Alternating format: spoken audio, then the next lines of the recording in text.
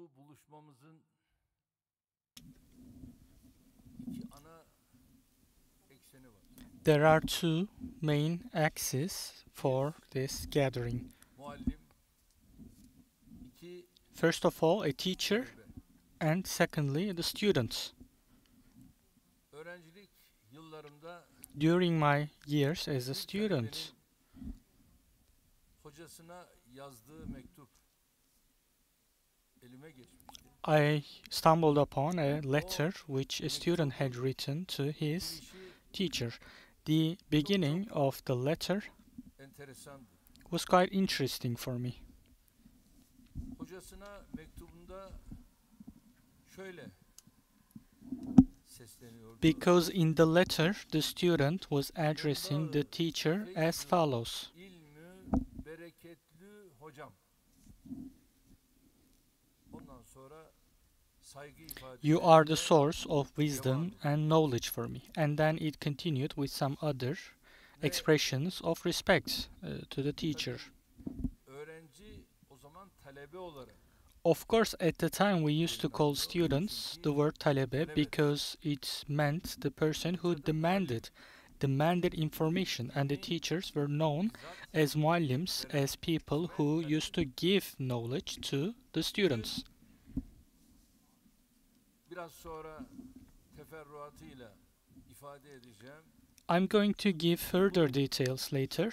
Okullarımızın, mekteplerimizin Today, açılış törenini anlamlı buluyorum. I find this inauguration ceremony of training facilities and schools very Çok değerli significant. hocalarımız, Distinguished residents of Ankara and our very esteemed teachers and students, eğitim öğretim camiamızın kıymetli mensupları, distinguished members of our education community, ladies and gentlemen, I'd like to greet all of you with my most heartfelt emotions and with great love. Welcome to the presidential complex, the veteran place and home of the nation. bu güzel tören vesilesiyle sizleri milletin evinde On the ağırlamaktan occasion of this beautiful ceremony, it's a great pleasure for me to host you at the home of the nation. eğitim We öğretim are inaugurating tesislerini new facilities for education in the province of Ankara, and I hope that they will be auspicious for our city, our education, and for all of our teachers and students. Milli Eğitim I would Bakanlığımızı like to thank the Ministry of Education and other donors who made these schools possible for this city, and I also thank everyone who contributed to the process on behalf of my nation. Today, we have brought them together under a single inauguration ceremony, but we are opening 326 education and training facilities. I don't call them just education because training is included in them as well. Laboratories are about education, yes, but when you look at it from textbook terms, we have training facilities as well. 326 new facilities for education and training are being made available to the service of our brothers and sisters in Ankara. These facilities include preschools, primary schools, middle schools, fine arts high schools, Imam Hatip religious high schools, public training centers, arts and sciences centers, and every kind of education and training institution. Some of these schools have been built from scratch based on new needs, and some others were buildings which had completed their lifespan, so they have been taken down and built again. For instance, 88 schools which were not strong enough to endure an earthquake have been taken down, and new schools have been built instead of them. We are inaugurating today 7,541 new classrooms. So the total number of classrooms in Ankara is reaching 49,000 with today's inauguration. With the investment that we are inaugurating today, 184 schools will shift to non-dual training and education, and this way the number of schools which carry out a non-dual education will increase, and with the opening of the schools which are currently under construction, the total percentage will go up to 100%. And this way, in our capital city, we will be getting rid of the dual education system, and we are going to overcome another threshold in our targets pertaining to education. On the will of our nation, we have taken over the duty of ruling this country, and we said we would raise our country on four main pillars. These were justice, health, education, and security. When we go back and review the past, we see that we did not only progress in these four areas, but from defense to transport, from commerce to foreign policy to energy. In every area, we were able to fulfill the promises that we had given to our nation, which makes us proud. In the past 18 years, in all the budgets that we have prepared, we have allocated the lion's share to education and training activities. In the year 2002, the national education budget was only 7.5 billion liras, but this number has been increased to 147 billion Turkish liras. And when we include university education, our total education budget exceeds 211 billion Turkish liras. And again, 18 years ago, including all public and private institutions, we only had 51,000 schools, but today this number has been increased to 87,600. The number of classrooms all over our country has been increased from 340,000 to 600,000, and we have allocated the lion's share in our budgets to education. Since 2002, 690,000 teachers have been appointed. So I would like to share the good news with our candidate teachers. In the upcoming months, we are going to be appointing 20,000 new teachers, and with the addition of these new teachers, we will continue on our education journey more strongly. And I hope that the assignment of 20,000 new teachers will be auspicious for our education community and as well as for our nation and our students. Of course, when it comes to education, we did not only develop the infrastructure, but we also revived the perspective. According to Halit Hüseyni, as he expresses in one of his works, he says, "Children are not a coloring book. You cannot color them with your favorite color." Unfortunately, before we came to office, the Turkish education system did not try to discover the capabilities of students, but was rather focusing on shaping them. From the curriculum to the student dresses, it was an oppressive and a uniformist mentality. As we updated our education team with new teachers, we also saved our education system from the oppression of this tutelage mentality. We ended the 8-year uninterrupted education oppression, and we introduced the 4+4+4 system, and we increased the length of compulsory education to 12 years. In middle school, we have introduced capability development and choice-based elective courses in order to support students' high school education. Our students are able to choose from a broad range of courses based on their interests and their talents. yürütülen in the past there was ve siyeri a hidden Quran öğrencilerimiz training, but now we made it available and open for all of our students. üniversiteye girişteki okul katkı puanlarını Also, farklılıklarını we have eliminated the school scores while entering universities, and we also eliminated the university tuition fees, which was abused by certain marginal groups for many years, so that the education system could use its energy not on those issues but rather on only the future of our students.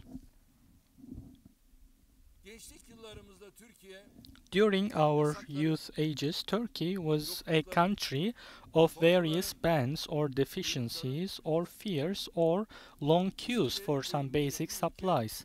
As the old people used to say, this country experienced many decades in which it needed even the smallest kuruş money, and of course most young people here don't know the old coins with a dent in the middle, but we grew up on them. Our education was carried out in classrooms of 80 or 90 students. We did not have classrooms of 20 or 30 students like we do today, and we even had such schools where a classroom would hold 100 or 120 students. We used to get our education in school buildings which were not even properly painted. We had classrooms in which one long seat, one bench would be shared by 3 students, and we were trying to get our education under the dust of the chalk. Many of our friends had to use the books of their older brothers and sisters, or they used to borrow books from their neighbors' children. And our students today are not aware of those days. Do you know what, for instance, the copy papers are? They say they don't know what it is. But the manifold paper was just using straw paper and turning the paper into ink.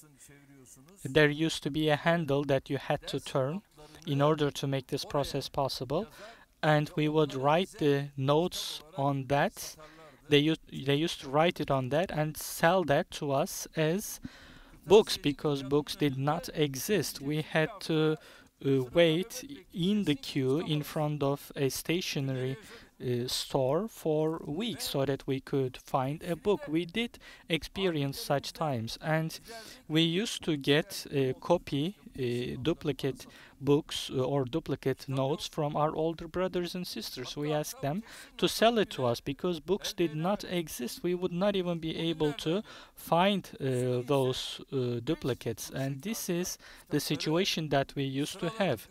But today we are able to place books out of glossy paper on desks, and when the students come in on the first day of the education year, they find the books in high quality ready on their desks. And of course, the situation in rural schools was even worse than this. In many occasions, multiple grades had to study in the same classrooms, and students had to bring in some coal or wood so that they could use it to burn to get some heat in the classroom. Since no school shuttles existed, they had to walk under snow or rain. They had to walk for hours to reach their school. For instance, my school took 30 minutes to arrive, even though it was a nearby school. Or libraries, laboratories, or sports facilities or gym halls were only limited to some schools in major metropolitan cities. And even there it was considered a luxury. For instance, my school did not have a gym. It was a very simple hall. And in physical education, if you jump too high, you could hit the ceiling. We only had a certain section in one building. But today, as we have the Minister of Education here, but we don't have the Minister of Youth and Sport here, we always say that as we plan for new schools, as we have seen In the video recently on the screen, we have to include the gyms for them as well. We are going to include some benches as well so that spectators can watch, and these are available in many schools today.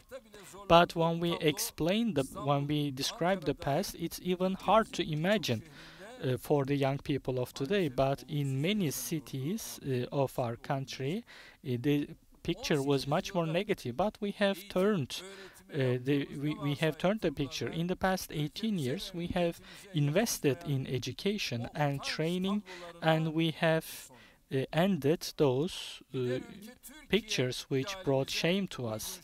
In line with our ideal of a leading Turkey, we have entirely renewed the education and training infrastructure.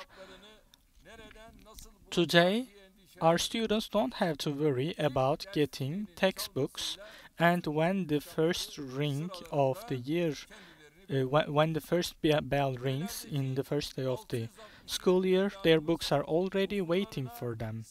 Our children in villages no longer have to walk long distances to their schools, but they can take shuttles which pick them up from their doors, except for certain exceptions. And with the scholarship or loans that we make available for students, we make it possible for them to receive education even if they cannot go to the school physically. From the big cities to small districts, we have worked very hard to bring a library into every school. And when it comes to laboratories, we do the same. 29,000 libraries all over Turkey and 2,700 digital libraries are now available to serve our students all over the country. We include a sports hall to small mosques to workshops and to computer rooms. The number of schools which have all of these facilities is increasing. We don't have the chalkboards anymore. We have interactive digital boards, and rather than 90 students, we have 25 to 30 students in each classroom. In the past, we used to have multiple grades in the same classroom, but thankfully all of these are a thing of history now. In the past 18 years, Turkey was able to renew its education infrastructure, and it's one of the leading countries in the speed that it renewed its infrastructure. In the past, we used to be jealous of the education means of other countries, but now we are taken as a model by many other countries. Dear students and distinguished guests, like in every other area of life, in education, new demands, expectations, and directions are changing over time.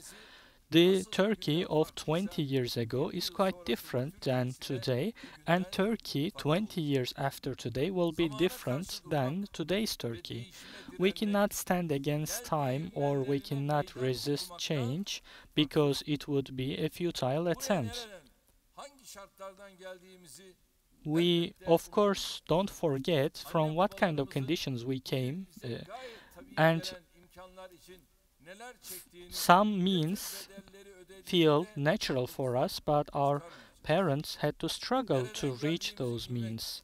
We have to keep in mind where we came from, and that helps us in appreciating what is available to us today. But when it comes to our targets and our vision, that's not sufficient.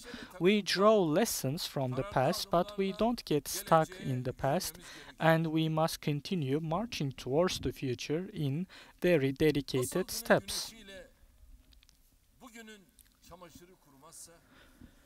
We cannot dry today's laundry with yesterday's sun, and with the past's mentality we cannot build the Turkey of the future. In education and in other areas, as we set our policies, we have to consider a broad vision that spans from the past to the future. Together with the coronavirus pandemic, digitalization has gained speed in education more than it ever did. we lose on one side, but on the other side, in my opinion, we make more progress thanks to digitalization. In the past, technology, countries which invested in technology and communications are overcoming the pandemic more easily compared to the countries which did not. For instance, according to the recent statement of World Health Organization, at the beginning of they're claiming that the effects of the pandemic will be eliminated soon, and hopefully that is how it's going to turn out. We have to prepare for that, but we cannot be lethargic. Today, our country, Turkey, is the country which is carrying out vaccination efforts in the most successful way possible. And by yesterday, we have vaccinated 7.5 million citizens, and we are running the process in a very dedicated and serious way, and we do not compromise and we do not loosen, and we procure new vaccination, because if we ever feel lethargic, we may have a deficiency and we may not be able to recover from it and pay for it later. We will get the results of the investment that we have made in every area, including education. Despite the challenges introduced by the pandemic, we have continued the education and training activities all over our country, and we are one of the few countries which could do this. So far, we have distributed 2 million tablets to our students, and 600,000 was distributed during the times of the pandemic. Today, thanks to our education communication system, we can also use TV and other platforms in order to continue remote education very successfully. And in coordination with TRT, we continued education for middle and high schools in 13 different studios with more than 1,000 teachers. We carried out recording activities, and we carried out tens of thousands of hours of content for the students. In distance learning, we made it possible for students to get education in the same classroom as their real teachers. We carry out 3 million live lessons every day through the EBA system. We started the distance learning in March 2020, and since then 180 million hours of live lessons have been carried out. For our teachers and students, we make 1,900 courses and content available for teachers and students, and this is the most frequently visited education website in the world. We make 8 gigabytes of data available for all mobile subscribers in Turkey to access the distance learning EBA systems. And we have established mobile and fixed support points for people to access the distance learning system. But of course, we know quite well that nothing can replace face-to-face education. In line with the decrease in the number of new cases and patients, we are going to initiate face-to-face learning in our schools in various grades. In village schools, in 15th of February, we have started face-to-face education, and starting with the 1st of March, hopefully, in primary schools, we will have 2 days per week face-to-face, and in some special schools, we will have 5 days per week face-to-face education. Again, starting with the 1st of March, for the 8th and 12th grades, we will have fewer students in classrooms, and with that we will start face-to-face education. Proportionate to the decrease in the number of new cases, we will continue hem öğretmenlerimizin taking such new steps in the upcoming weeks. For teachers to access their students and for students to access their friends which they missed a lot, we will do our best, and hopefully in the shortest time possible we are making efforts to bring them together once again. And until then, I ask tamam diye ifade ettiğimiz you to temizlik, be very careful about the measures mesafe kurallarına which are the hygiene, mask and distance. bu düşüncelerle sözlerime And son as I verirken conclude my remarks with such thoughts, once again I hope that the facilities of education that we are inaugurating today will be auspicious for the city of Ankara. şehrimize And kazandıran I thank gerek bakanlığımızı, the ministry gerek hayır sahiplerimizi and tekrar the donors who made these buildings possible for the education system. And once again, I greet all of you.